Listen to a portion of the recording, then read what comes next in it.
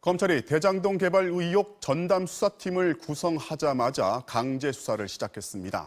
오늘 관련 회사와 개인을 상대로 동시다발적인 압수수색에 들어갔습니다. 현장부터 연결해 보겠습니다. 윤수환 기자. 네, 서울중앙지검입니다. 압수수색 대상이 10곳이 넘었다고요? 네, 그렇습니다. 압수수색은 오늘 오전 9시쯤부터 시작됐는데요. 대장동 개발을 진행한 성남도시개발공사와 시행을 맡았던 자산관리사 화천대유 사무실은 물론이고요. 화천대유 대주주 김만배 씨와 유동규 전 성남도시개발공사 기획본부장의 주거지, 또 남욱 변호사 등 핵심 관계자들의 사무실도 압수수색 대상에 포함됐습니다. 알려진 곳만 10여 곳에 달하는데 일부는 지금도 수색이 진행 중인 것으로 전해지고 있습니다. 저희 취재진도 오늘 아침부터 화천대유 사무실에 나가 있었는데요. 뒤늦게 소식을 전해 듣고 나온 직원과 변호인 등이 당황한 표정으로 검찰 관계자들을 맞이하는 모습이었습니다. 검찰의 전담 수사팀 규모가 상당하다고 들었습니다. 네, 공식 명칭은 대장동 개발 의혹 사건 전담 수사팀입니다. 부장검사 2명을 포함해 검사만 16명이 투입됐고요. 회계분석 전문 수사관 등 수사 인력을 모두 더하면 무려 30여 명 규모인 것으로 전해졌습니다. 김호수 검찰총장의 전격적인 지시에 따른 역대급 수사팀인데 박범계 법무부 장관도 신속하고 철저하게 진상을 밝히겠다는 김 총장의 의지가 있었다며 수사팀 구성을 곧바로 승인했습니다. 검찰총장이 의지를 보이고 있다면 수사 속도가 상당히 빠를 것 같습니다. 네, 검찰은 개발 사업 전반을 지휘한 유동규 전 본부장 등 핵심 관계자들을 대거 출국 금지한 상태입니다. 또 이미 화천대유 사업 전반에 깊숙이 관여한 것으로 알려진 정영학 회계사도 불러 조사했는데요. 조사 과정에서 유동규 전 본부장과 김만배 씨의 전화 녹취록 10여 개 등 핵심 단서까지 확보한 것으로 알려졌습니다.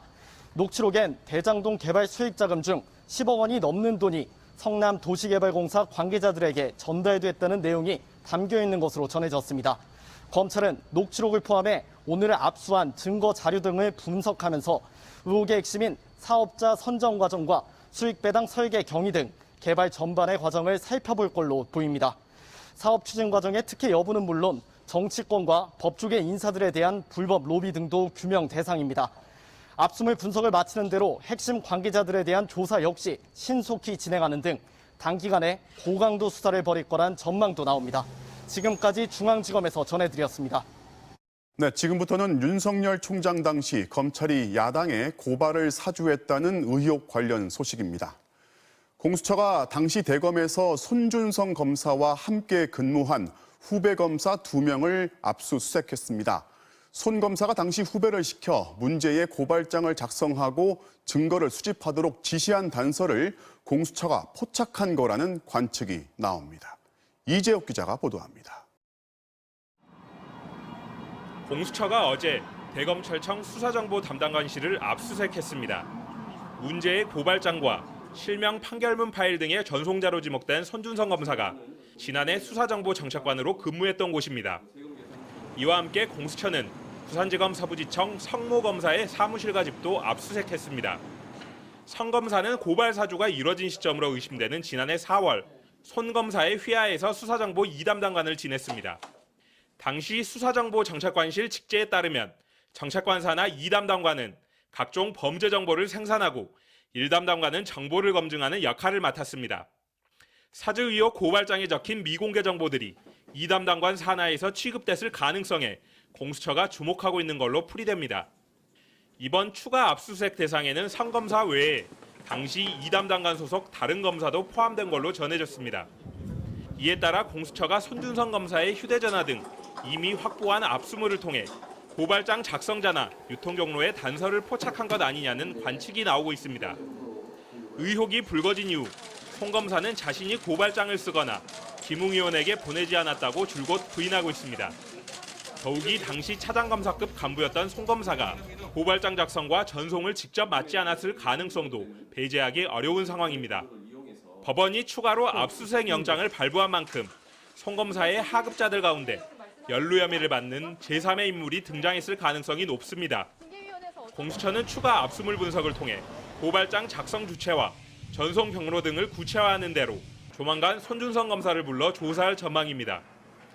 이 과정에서 이른바 윗선 개입 정황 등이 드러날 경우 대선 일정 등을 고려해 윤석열 전 검찰총장에 대한 직접 조사도 서두를 것으로 보입니다. MBC 뉴스 이재욱입니다. 자, 이번엔 코로나19 소식으로 넘어가 보겠습니다. 추석 연휴의 여파가 본격적으로 반영이 되면서 오늘 신규 확진자 수는 2,885명, 역대 두 번째로 많은 확진자가 나왔습니다. 자, 그런데 이제 앞으로가 더 걱정인데요. 다음 달에 개천절 그리고 한글날까지 두 번이나 연휴가 있어서 추가 확산 우려가 커지고 있습니다. 먼저 김성현 기자가 코로나 상황 정리했습니다. 서울 마포구의 한 음식점. 지난 23일 방문자의 지인 한 명이 첫 확진된 뒤 지금까지 모두 57명이 확진 판정을 받았습니다.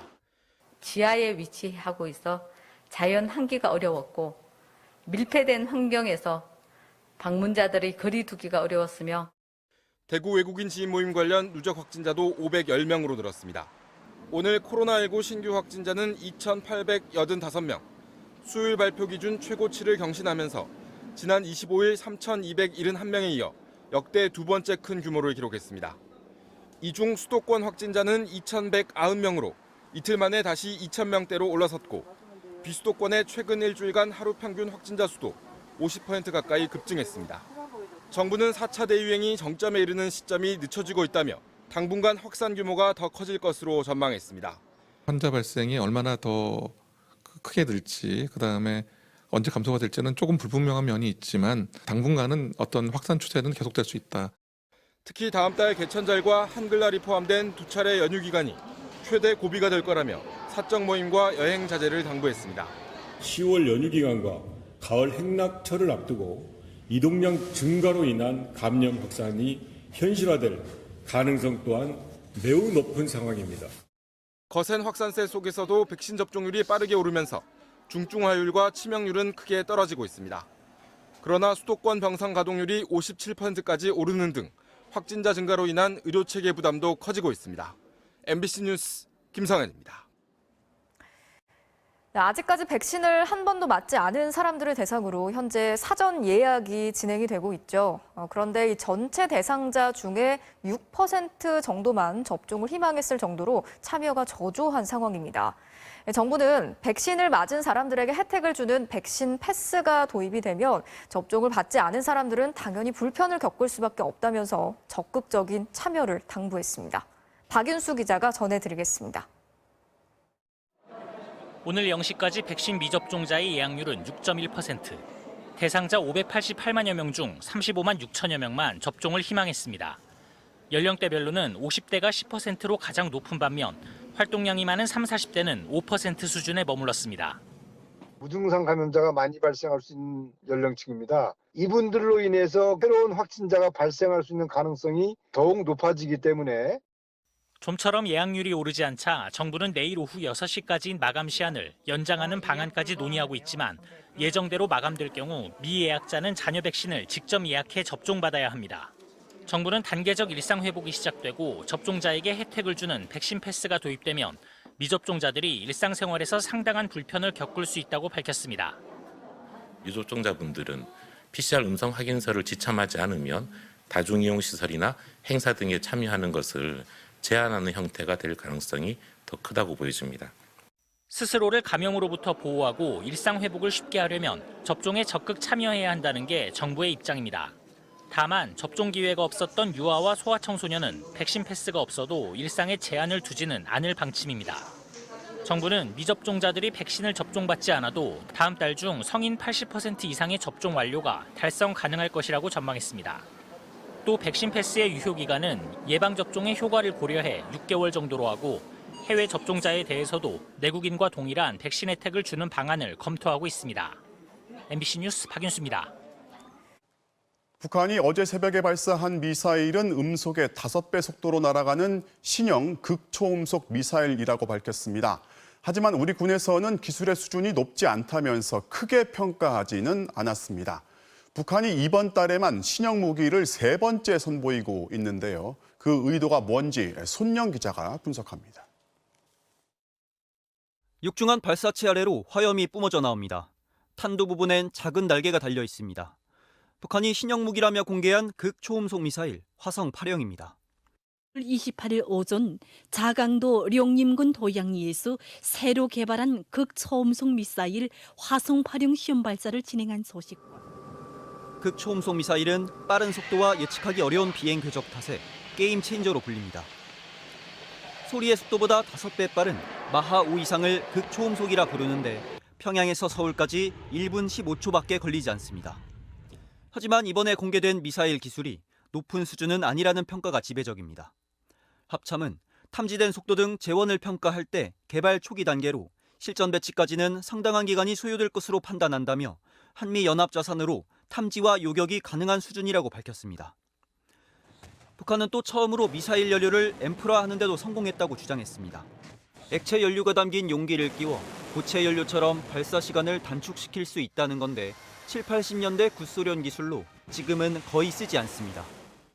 실제 북한은 사진도 한 장만 공개하고 발사 장소만 언급했을 뿐 영상이나 구체적인 정보는 밝히지 않았습니다. 미국 본토를 직접적으로 위협하는 이른바 레드라인은 넘지 않으면서 미국을 압박해 협상력을 제고하려는 것이란 분석입니다. 속도가 마하 2.5밖에 안 됐어요. 마하 5가 안 된 거예요. 극초음속 속도는 못 얻었다. 미국을 위협하는 게 아니고 우리나라나 일본을 위협할 수 있는 거예요. 앞서 북한은 자신들의 미사일 시험 발사를 도발로 표현하지 말 것을 대화의 선결 조건 중 하나로 내걸었습니다. 당분간 담화를 통해 대화 가능성을 언급하는 동시에 저강도 무력 시위도 벌이는 냉온 양면 전략이 반복될 것이란 전망입니다. MBC 뉴스 손영입니다.